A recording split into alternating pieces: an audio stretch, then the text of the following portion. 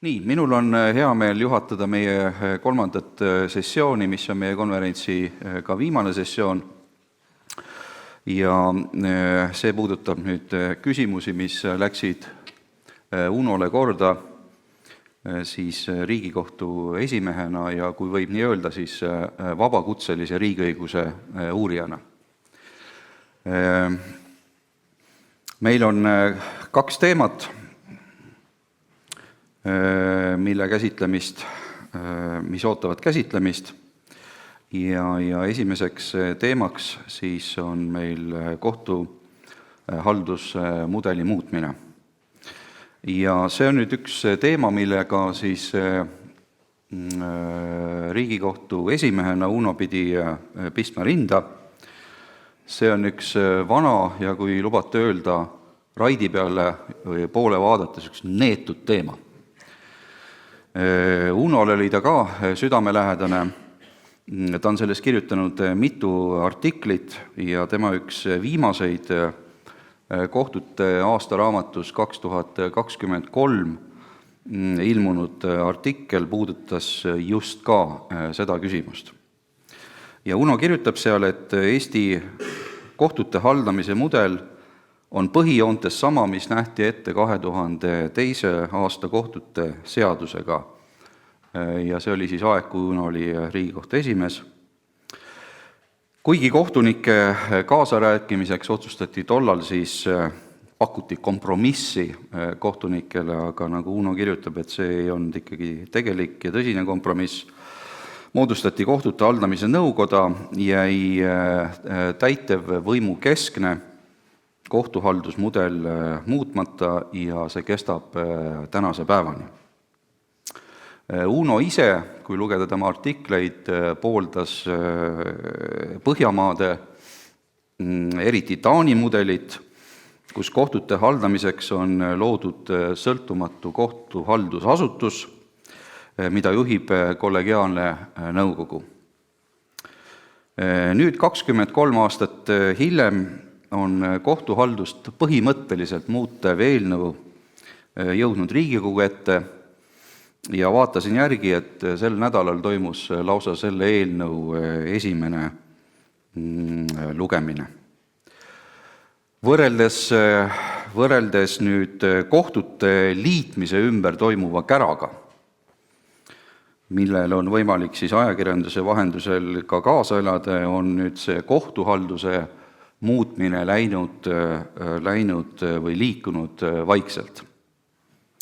Aga Priit Pikamäe on otsustanud selle vaikuse katkestada ja juhtida tähelepanu kohtuhaldusmudeli muutmise põhiseaduslikele probleemidele.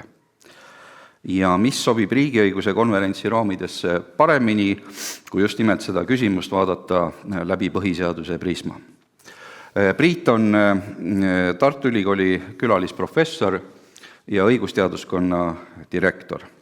Enne seda oli Priit Euroopa Kohtu kohtujurist ja Riigikohtu esimees, kellena ta on ka pidanud tegelema kohtuhalduse küsimustega küll ja küll. Priit on tuntud ja tunnustatud õigusteadlane praktik, kes pikemat tutvustamist ei vaja.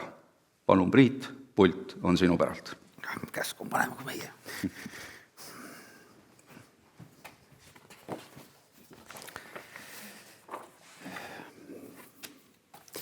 Nii, head kolleegid, tere päevast ka minu poolt. Kõigepealt tänan Eikit nende heade sõnade eest. Ühtlasi Riigiõiguse Sihtkapitali selle konverentsi korraldamise eest ja kutse eest siin täna teie ees üles astuda. Nüüd alustades veidi kaugemalt ja minu isiklikest seostest Unoga, siis Uno ei olnud minu õpetaja stricto sensu Tartu Ülikooli õigusteaduskonnas.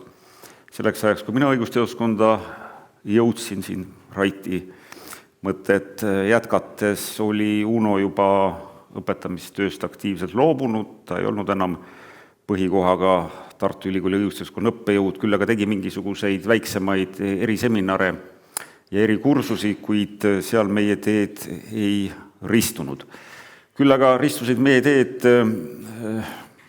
suuremal vähemal määral ajal, kui Justiitsministeerium valmistas ette karistusseadustiku eelnõu ja toonane minister Paul Varul otsustas moodustada selle eelnõu konsulteerimiseks sellise ekspertgrupi, kuhu kuulusid siis juhtivad tolleaegsed karistusõiguse teoreetikud ja praktikud, ja siis Uno oli valmis vastu võtma selle töögrupi juhtimise.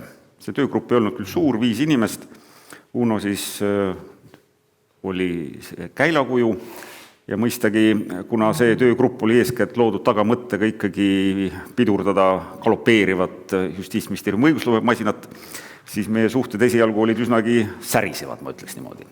Aga need muutusid üsna ruttu konstruktiivseks, sest nii nagu siin juba ka palju on jutuks olnud, Uno iseloom oli lihtsalt selline, et oli äärmiselt tasakaalukas ja kompromissi otsiv inimene ja lõppastmes meil kujunesid välja väga töised suhted ja karistusõiguse seadustiku eelnõu sai ka ikkagi lõpule viidud, aga nende kohtumiste käigus, mis meil selles töögrupis olid, mis sa salata, ega ma õppisin väga palju. Sest iseenesest oli see väga ainulaadne võimalus ikkagi Eesti juhtivate karistusõiguse asjatundjatega igapäevaselt koos olla. Ja vot siin selles kohas võib küll öelda, et ma olen ka ikkagi olnud Uno õpilane. Nüüd edasi, Uno oli Riigikohtu esimees siis, kui mina kohtusüsteemi kohtunikuks tulin. Uno saatis mind 2 korda kohtunikuks nimetamisel Vabariigi presidendi juurde, siis esimest korda, kui mind nimetati esmakordselt toonase Tallinna linnakohtu kohtunikuks ja hiljem, kui mind nimetati Tallinna ringkonnakohtu kohtunikuks.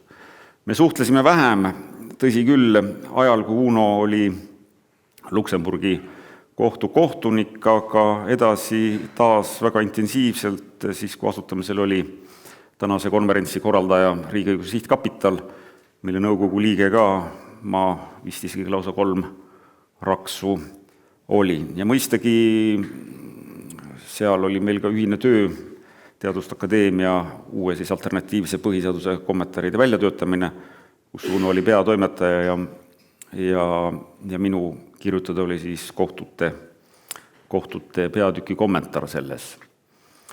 Nii et selles mõttes olen ma Unoga tööalaselt ikkagi väga tihedalt läbi käinud ja väga tänulik talle nende koosviibimiste eest. Nii nagu Eiki juba ütles, minu tänane ettekanne tõukub aga natuke teisest pinnases, oli siis kohtuhaldusmudeli muutmine, mida siis Uno Riigikohtu esimehena ka ajas, teadupärast oli juba 90ndate keskpaigal ettevalmistatud Justiitsministeeriumis kohtute seaduse eelnõu, see, mis siis 2002 vastu võeti, mis tänaseni kehtib, ja Uno oli sel ajal ju Riigikohtu esimees ja siis sellega lähedalt ja vahetult seotud ja mõistagi oli seal taaskord üks teravamaid küsimusi ikkagi see kohtuhaldusmudeli muutmine. Seisukohad olid vägagi vastandlikud, asi läks vahepeal vägagi teravaks, aga lõppastmes, nii nagu Eiki siin juba ka osundas, päädis see siis sellise kompromissiga, mis siis nägi ette tänaseni töötava kohtute haldamise nõukoja moodustamise, kus siis kohtunikud on kaasatud teatud küsimuste otsustamisse, mis kohtuhaldust puudutavad. Ja seniseks on see ju tänasenigi jäänud. Nüüd tänaseks päevaks on siis küsimus taas päevakorral ja minu tänane ettekanne sellele keskendubki. Parandage mind, kui ma eksin, aga mulle kõrvaltvaatajana tundub, et oleme tänaseks jõudnud olukorda, kus ilmselt eeskätt valusate eelarvekärbete kontekstis ei taha enam Justiitsministeerium kohtuid hallata. Keerulised eelarvevalikud, alaline kärpekohtade otsimine ning kohtunike järjepidevalt kasvav töökoormus on endaga kaasa toonud kohtunikkonna pideva kriitika ministeeriumi aadressil. Selle tulemusena on Justiitsministeeriumis juba mõnda aega ilmselt süvenenud arusaam, et elu oleks palju roosilisem ilma kohtusüsteemita. Kuna kohtusüsteem on niigi pidevalt nõudnud ministeeriumi täidetavate ülesannete äraandmist, siis on Justiitsministeerium otsustanud vastutusest kohtuhalduse eest käed Pontus Pilatuslikult puhtaks pesta. Kirjeldatud eesmärgi saavutamiseks on täna välja töötatud siis kohtute seaduse muutmise eelnõu ja sellega seonduvalt teiste seaduste muutmise seaduse eelnõu, niinimetatud kohtuhaldusmudeli eelnõu, mis siis parlamendi menetluses kannab numbrit 632 ning esitanud selle siis Riigikogule arutamiseks, kus ta siis eelmisel nädalal läbis ka esimese lugemise. Jättes siinkohal nüüd kõrvale selle küsimuse, kas ja mis tähendust omab üldse riigiõiguslikult ühe ministeeriumi soovimatus ühe või teise talle kohustuseks tehtud küsimusega tegeleda. Kujutagem ette näiteks ka ju Siseministeerium võiks ühel hetkel otsustada, et enam ei taha politseiga tegelega. Et ajagu politsei edaspidi ise oma asju ja Siseministeerium enam korrakaitse küsimustesse ei puutu. Jättes selle küsimuse kõrvale, keskendub siis minu järgnev ettekanne sellele analüüsile, milliseid muid põhiseaduslikke probleeme kavandatav kohtuhaldusmudeli muutmine endas võib kätkeda. Tuleb tunnistada, et kohtuhaldusmudeli muutmise põhiseaduslikke aspekte on meil seni küll uuritud, aga võiks olla kordades enam uuritult ja kunagi alanud diskussioon näeb üsna üheselt olevat kantud justkui vaieldamatust eeldusest, et kohtute ministeriaalne haldamine on tihti midagi täiesti negatiivset, samas kui selle üleandmine kohtusüsteemile ainult ja ainuüksi positiivse märgiga. Arvad pole ka juhtumid, mil kohtute ministeeriumi poolset haldamist on nimetatud suisa nõukoguglikuks, mis mõistagi jätab tähelepanuta, et kohtusüsteemi hallatakse ministeeriumi vahendusel väga paljudes riikides, nii Mandri-Euroopas kui ka common law süsteemides, ja need on kahjuks ka sellised riigid, mis pole isegi mitte kunagi Nõukogude mõjusfääri kuulunud. Hoopis vähetuntud on aga ilmselt fakt, et Eesti õigusemõistmise ajalugu tunneb juba ühte lühikest perioodi, mil kõigi kohtute haldamine kuulus kohtusüsteemile endile. Ja seda korraldas institutsionaalselt kõrgem kohus riigis. Paradoksaalselt jääb nimetatud periood just nimelt nõukogude aega. Täpsemalt möödunud sajandi 50. ja 60. aastate vahetusse, mil kõik Eesti Vabariigi kohtuid, seega siis toonases kontekstis Eesti NSV kohtuid, aga samuti notariaati, haldas Vabariigi Ülemkohus. Seda teades võiks pigem ministeriaalsest mudelist loomist võib-olla pidada ehk hoopis Nõukogude süsteemi juurde tagasipöördumiseks. Seetõttu võiks sildistamise asemel pigem küsida, mis on pigem ühe või teise kohtusüsteemi haldusmudeli head ja vead, ehk täpsemalt, millised on need põhiseadusest tulenevad riigiõiguslikud ja ehituslikud põhimõtted, millega ühe haldusmudeli loomine peab kindlasti arvestama. Riigiõiguses ei saa ometi lähtuda vaikimisi verifitseerimata eeldusest, et kõige kohtuhaldusesse kuuluva eraldamine täitevvõimu juurest on a priori põhiseaduspärane, samas kui vastupidine on kindlasti kahtlane. Vastava mõttevahetuse pidamiseks on raske leida sobivamat hetke, sest just nimelt viidatud kohtute seaduse muutmise eelnõu ja sellega kavandatav Justiitsministeeriumi igasugune ja täielik enese taandamine kohtute haldamisest manab meie ette täieliku pildi sellest, milline üks postministeriaalne kohtute haldusmudel välja võiks näha. Täpsemalt näeb eelnõu ette siis kohtuhaldusülesannete üleandmise ministeeriumilt kohtusüsteemile endale, luues selleks riigistruktuuris täiesti uue ameti ehk kohtuhaldusteenistuse.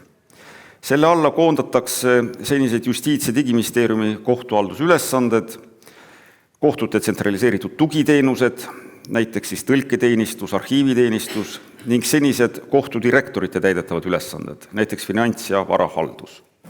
Senine kohtute haldamise nõukoda kujundatakse ümber kohtute haldus- ja arendusnõukoguks, mille pädevusse antakse kõige olulisemate kohtuhaldust puudutavate küsimuste otsustamine. Kuigi eelnõuga kavandatavad ümberkorraldused on äärmiselt põhimõttelised, puudub eelnõus kahetsusväärselt traditsiooniliselt muudatuste sisuline põhiseaduspärasuse analüüs.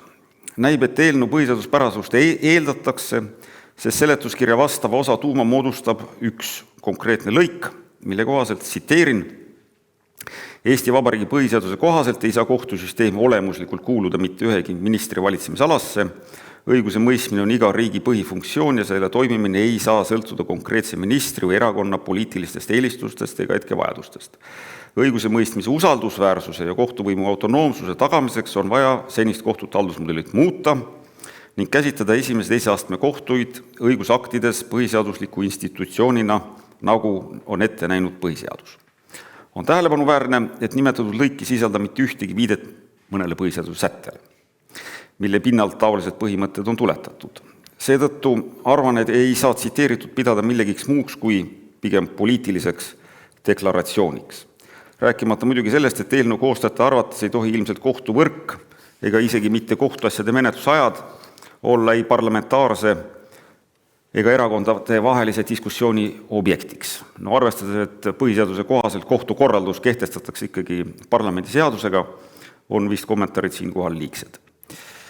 Minu alljärgneva ettekande mõte ei ole ära teha Justiitsministeeriumi tegemata tööd, vaid osundada üksnes minu arvates 3 kõige olulisemale, kuid omavahel tihedalt seotud probleemide ringile eelnõus, mille põhiseaduspärasust vähemalt võiks püüda kaaluda.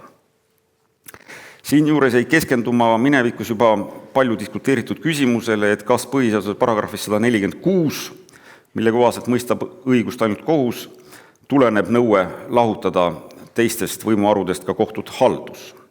Arvan, et selle abstraktse arutelu asemel tuleks pigem keskenduda üksikute lahenduste põhiseaduspärasuse hindamisele. Esimese probleemi, mille kohtuhaldusmudelit revideeriv eelnõu tõstatab, võib tinglikult kokku võtta märksõnasse õigusloovate aktide andmise volitus. Nimelt kavandab eelnõu rea selliste küsimuste otsustamise, mida kehtiva kohtute seaduse järgi on volitatud otsustama valdkonna eest vastutav minister määrusega, nende üleandmise loodava kohtute haldamise ja arengu nõukogule. Nende hulka kuulub rida küsimusi, teiste seas maakohtu kohtumajade täpsete asukohtade määramine, maakohtu tööpiirkonna määramine, maakohtu kohtuniku arvu ja selle maakohtute vahel jagunemise määramine, maakohtu rahvakohtunike arvu määramine, halduskohtu tööpiirkonna kehtestamine ja kohtumajade täpsete asukohtade määramine, halduskohtu kohtunike arv ja selle halduskohtade vahel jagunemise kehtestamise, ringkonnakohtunike arv, talaari kirjelduse kehtestamine ja rahvakohtunikule makstava tasu suuruse maksmise korra kehtestamine. Kahtlemata nende puhul kõigi näol tegemist kohtukorralduslike küsimustega. Põhiseaduse paragrahv 149 lõige 4 määrab ühemõtteliselt, et kohtukorralduse ja kohtumenetluse korra kehtestab seadus. Veelgi enam, põhiseaduse paragrahv 104 lõige 2 punkt 14 tähenduses on kohtukorralduse ja kohtumenetluse seadus konstitutsiooniline seadus. Kogumis tuleb mõlemas sättes seega põhiseaduse andja selge arusaam, et kohtukorralduse küsimuste otsustamine on reserveeritud parlamendile. Mõistagi võib viidatud põhiseaduse sätete valguses näha problemaatilisena isegi juba kehtiva kohtute seaduse regulatsiooni, mis üldse nende otsustamise parlamendilt ministrile ära on delegeerinud. Samuti võib arutleda selle üle, kas kõigi nende kohtukorralduslike küsimuste otsustamine, nagu näiteks talaari kirjelduse kehtestamine, kas need kõik ikka täidavad olulisuse kriteeriumi õigustamaks nende hõlmamist parlamendi reservatsiooni põhimõttega. Mööndes, et parlamendi reservatsiooni piirid isegi põhiseaduslike konstitutsiooniliste seaduste puhul pole alati ühemõtteliselt selged, erineb kehtiva kohtute seaduse lähenemine eelnõu omas siiski kardinaalselt vähemalt 2 punktis. Esiteks on ministri määrus siiski põhiseaduses otseselt ära nimetatud õigustloov akt. Samas, kui mis tahes loodavale kohtuhaldusorganile põhiseadus sellist volitust ei anna. Teiseks, delegeerides nimetatud kohtukorralduslike küsimuste otsustamise ministrile, säilib Riigikogu pädevus teostada ministri tegevusele niinimetatud parlamentaarset kontrolli, mis omakorda negatiivse tulemuse korral võib viia isegi ministri umbusaldamiseni. Asendades kohtukorralduslike küsimuste parlamendilt edasi delegeerimise võrrandis ministri kohtute haldamise ja arendamise nõukoguga, delegeeritakse vastavate aktide kehtestamispädevus organile, keda põhiseadus ei nimeta. Tähelepanuta ei saa jätta sedagi, et loodava kohtute haldamise ja arendamise nõukogu enamuse moodustavad kohtunikud, kellele põhiseadus paneb selgelt õiguse mõistmise, kuid mitte poliitika kujundamise ülesande, mida täna ministri kehtestavad õigusaktid kahtlemata sisuliselt endast ka peegeldavad. Mõne Riigikogu liikme kaasamine nõukogu koosseisu nimetatud pädevuslünka minu arvates kindlasti ei korva. Riigikohtu üldkogu on oma põhiseaduslikus järelevalve praktikas normiloome funktsiooni delegeerimise põhiseaduslikku lubatavust juba ühes kohtuasjas käsitlenud. See on üks kohtuasi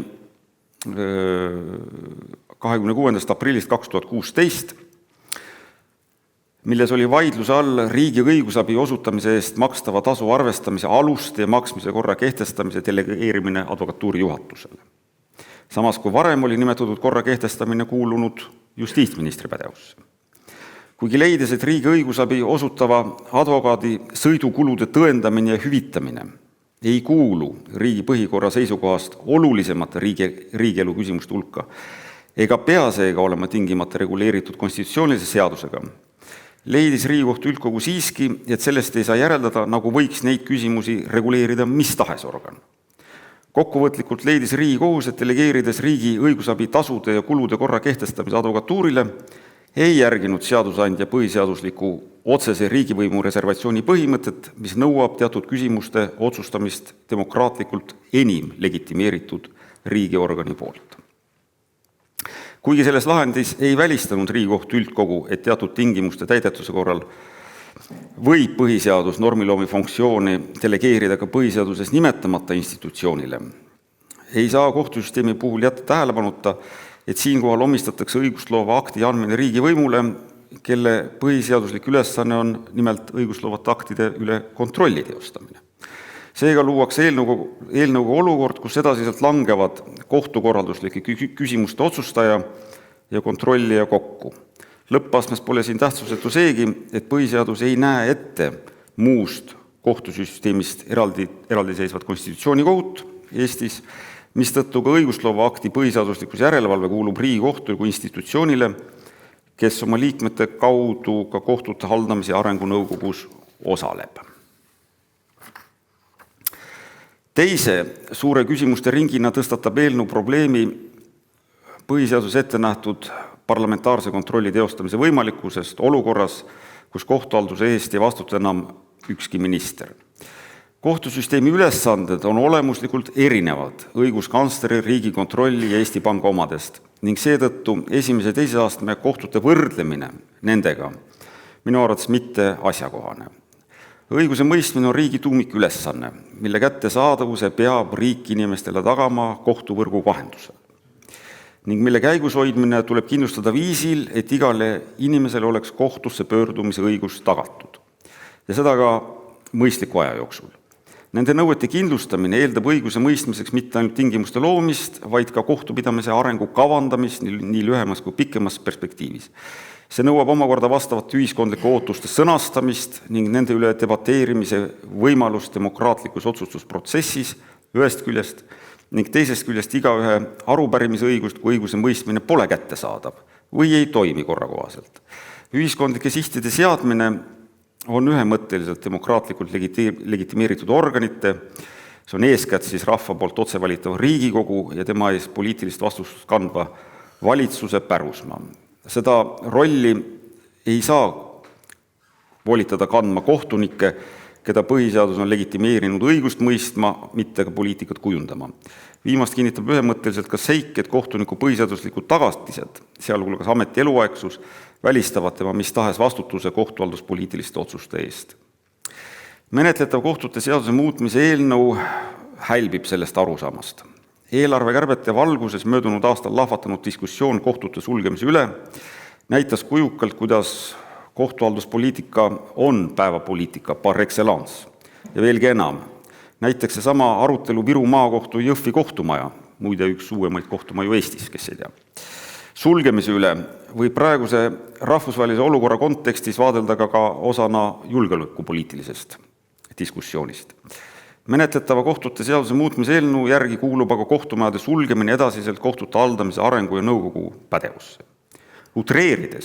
Utreerides ei välista eelnõu seega ka kuidagi olukorda, kus olles näiteks eelarvekärbete tegemiseks sunnitud valima kas oma personali olulist vähenemise vahel või kinnisvara kokkutõmbamise vahel otsustab nimetatud organ sulgeda kõik kohtumajad üle Eesti, jättes alles vaid pealinnas asuvad. Kuna kohtuvõrk pole enam poliitika kujundamise esemeks, siis pole siin aru pärida enam kelleltki ja vastutus sellise otsuse eest ei kanna ka keegi. Mõistagi võib arvata, et kohtuvõrgu likvideerimise otsus jääb ka kohtute haldamise arengu nõukogu luigelauluks, sest seadusandja reageeriks tõenäoliselt kiiresti, võttes oma pädevusse tagasi küsimuse, mis põhiseaduse järgi talle kuulub. Teisalt aga nähtub sellest aga samuti ühemõtteliselt, et selliste küsimuste Äradelegeerimine parlamendi käest ei ole kuidagi kooskõlas põhiseaduses sätestatud riigieehituslike põhimõtetega. Viimane probleem toob meid kohtuhaldusmudeli muutmise viimase küsimuste ploki juurde, milleks on esimese ja teise astme kohtute eelarve kujundamine. Kohtusüsteemi eelarve on osa riigieelarvest ja selle koostamine on puhtakujuliselt poliitiline nähe. Ilma rahata pole poliitikat. Kohtuhalduse praeguse mudeli juures esindab kohtusüsteemi riigieelarve läbirääkimistel justiitsminister, kusjuures läbi koalitsioonikõneluste ja poliitiliste kokkulepete võib kohtusüsteemi areng olla riigieelarves ka prioritiseeritud. Meenutame siinkohal eelmise kümnendi algusesse, ma arvan, see oli aasta 2011, jäänud 100 päeva projekti, mille sümboolseks sihiks oli Eesti kohtumenetluse keskmise kestuse lühendamine 100 päevani. Projekti realistlikkus tekitas mõistetavalt toonases kohtunikkonnas kahtlusi, kuid fakt jääb faktiks, et nimetatud eesmärgi saavutamiseks eraldati riigieelarvest kohtusüsteemile täiendavalt mitmeid miljoneid eurosid, mis võimaldas kaasata kohtunike abistamiseks kohtujuristid, kelleta meie kohtunikud tänast elu enam professionaalselt ilmselt ette ei kujutaks. Menetletava kohtute seaduse muutmise eelnõu järgi ei esinda eelarve koostamise protsessis kohtusüsteemi enam minister, vaid seda ülesannet täidab kohtuhaldusameti juht, ilmselt ühes Riigikohtu esimehega. Sarnaselt muude põhiseaduslike institutsioonidega saavad nad võimaluse oma ettepanekuid kaitsta Riigikogus ehk pärast seda, kui valitsus on eelarves juba kokku leppinud ning algamas on selle parlamentaarne arutelu. Kes on vähegi meie eelarveprotsessiga pidanud oma tööalaselt kokku puutuma, see teab, et eelarve menetlemise parlamentaarne staadium on lootusetult hilja oma finantspositsiooni kaitsta, nii paradoksaalne kui see ka ei ole. Riigieelarve suured prioriteedid on koalitsioonipartnerite vahel kokku lepitud juba enne selle eelnõu heaks kiitmist Vabariigi Valitsuses, mistõttu protsessi parlamendis kaasatutel jäävad sageli vaid tühjad pihud. Parimaks illustratsiooniks sellele on teiste põhiseaduslike institutsioonide, sealhulgas Riigikohtu enda eelarve, mis on läbi aastakümnete jäänud pidevalt samasse suurusjärku. Arvestada tuleb sedagi, et nii kohtuhaldusameti juht kui ka Riigikohtu esimees peavad olema täiesti apoliitilised figuurid, mis kahandab nende võimalused mis tahes eelarve poliitilistel läbirääkimistel oma positsioone läbi suruda praktiliselt nullini. Samas on eelarveprotsessil ka teine külg. Eelarve kujundamine ei ole ainult oma põhifunktsioonide täitmiseks raha taotlemine, vaid ka selle kasutamine ja järelevalve selle kulutamise üle. Tänases kohtuhaldusmudelis vastutab esimese teise astme kohtute eelarve kasutamise eest minister, kellelt taaskord Riigikogul on võimalik aru pärida või koguni avaldada talle umbusaldust, kui parlament leiab, et eelarve kasutamine ei ole olnud sihipärane või on olnud ebaseaduslik. Kui uues kohtuhaldusmudelis pannakse vastutus eelarve kasutamise eest kohtuhaldusameti juhi ja Riigikohtu esimehe kanda, siis sellist parlamentaarse tagasisidestamise võimalust enam ei eksisteeri. Nii ühe kui teise puhul pole eelarve kasutamise puudujääkide korral võimalik panna maksma ei parlamentaarset vastutust, mis tähendab seda, et esimese teise astme kohtute eelarvete kasutamise osas tekib ulatuslik kontrollivaba ruum. Ja taaskord, täiesti asjakohatu on siinkohal paralleeli tõmbamine teiste põhiseaduslike institutsioonidega, sest nende eelarvemahud on võrreldes esimese teise astme kohtute omadega miniatuursed. Samas kui kohtusüsteemi kasutada on iga-aastaselt suurusjärk 60 miljonit eurot eelarvevahendeid. Mida siis öelda kokkuvõtteks? Küsimus kohtuhaldusmudelist pole üldse mitte niivõrd küsimus ministri kui täitevvõimu esindaja rollis selles, kuivõrd parlamendi volitustes kohtupidamise kujundamises kaasa rääkida. Kohtuhalduse toetamine, piltlikult öeldes ministeeriumi õlale, pole põhiseaduslikus vaates midagi enamat kui efektiivne vahend selle eesmärgi saavutamiseks. Põhiseadus on selles küsimuses täiesti ühemõtteliselt selge. Nii kohtukorraldus kui kohtupidamine, nende reeglite kehtestamine saab toimuda vaid konstitutsioonilise seadusega ja on seega Riigikogu prerogatiiv. Mõistagi võime me arutleda siin selle üle, milliste kohtuhalduse praktiliste küsimuste lahendamisse peaks kohtunikkonda enesekorralduse õiguse alusel senisest veelgi enam kaasama, kuid minu arvates kohtuhalduse põhiküsimused, nagu õigustloovate aktide andmine, kohtuvõrgu korraldamine ja kohtusüsteemi eelarve ja järelevalve selle kujundamise üle peavad siiski viima otsaga välja parlamendi pädevusse. Aitäh tähelepanu eest!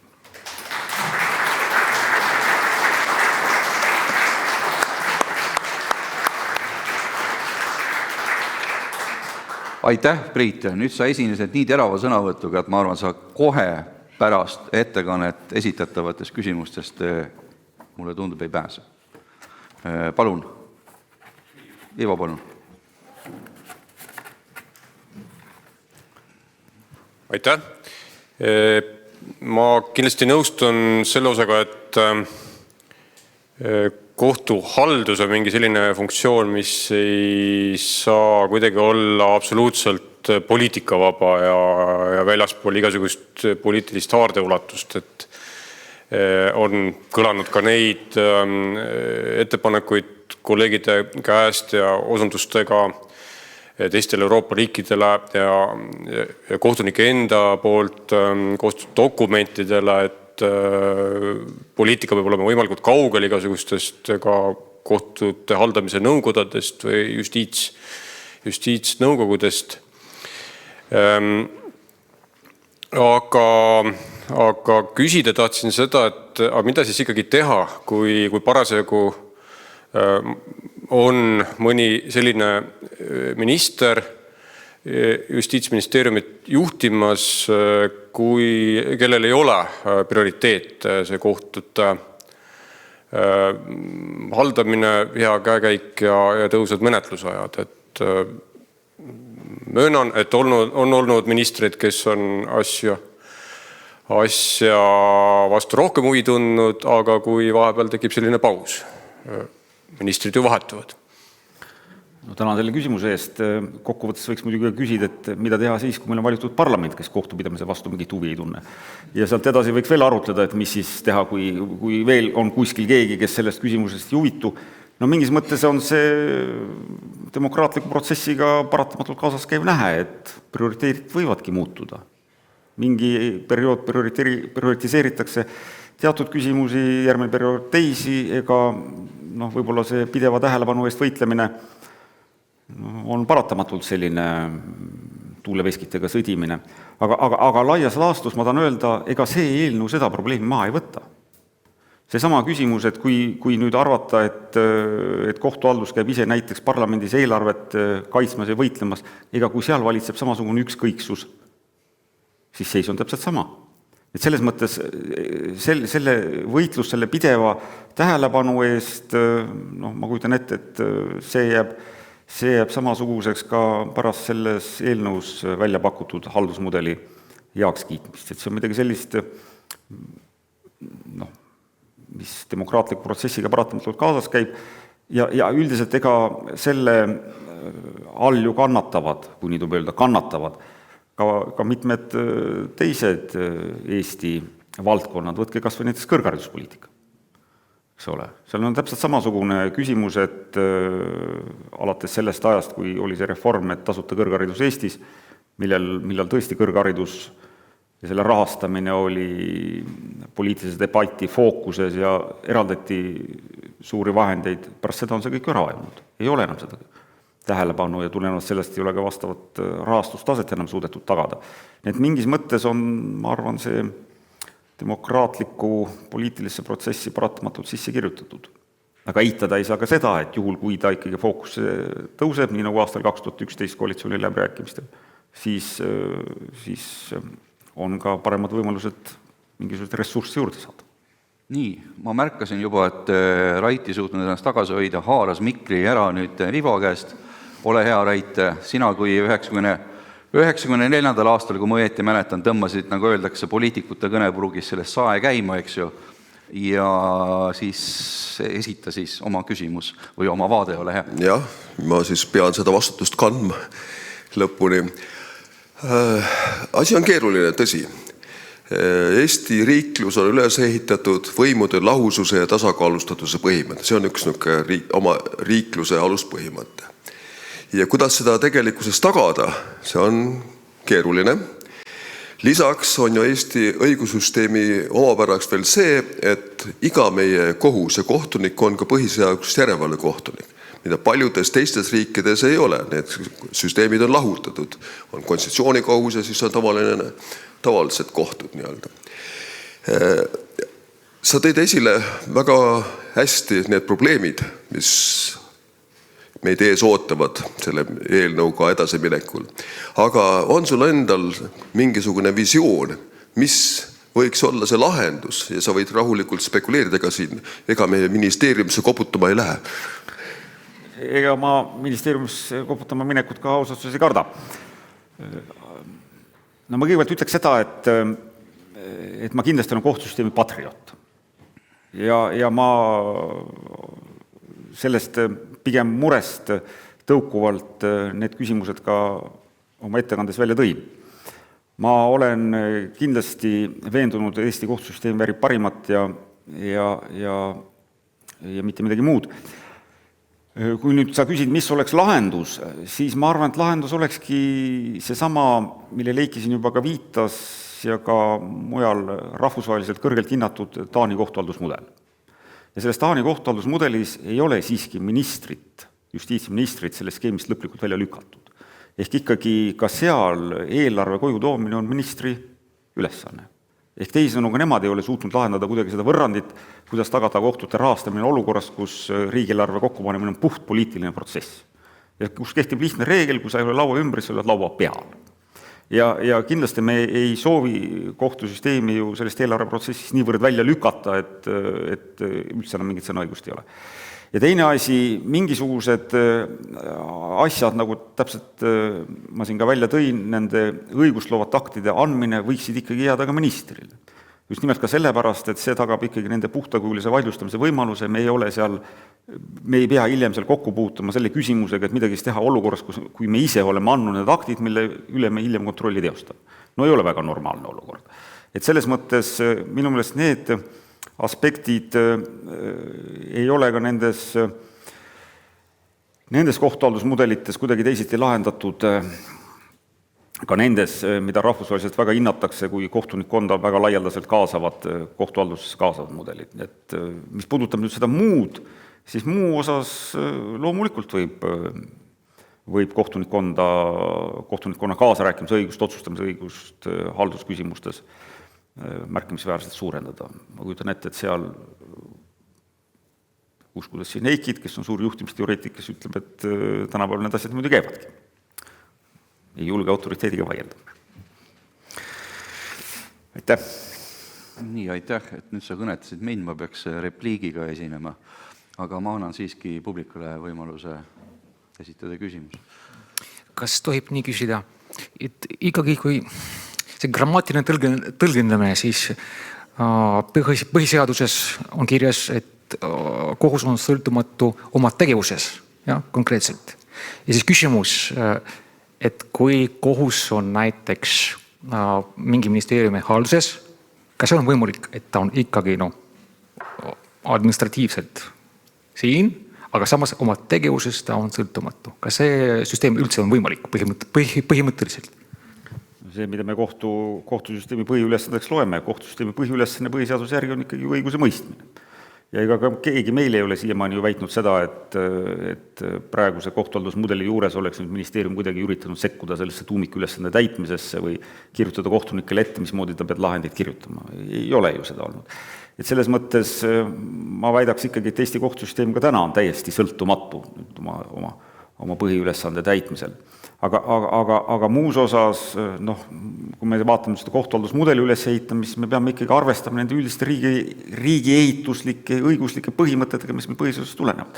Ega me ju nendest mööda ei pääse.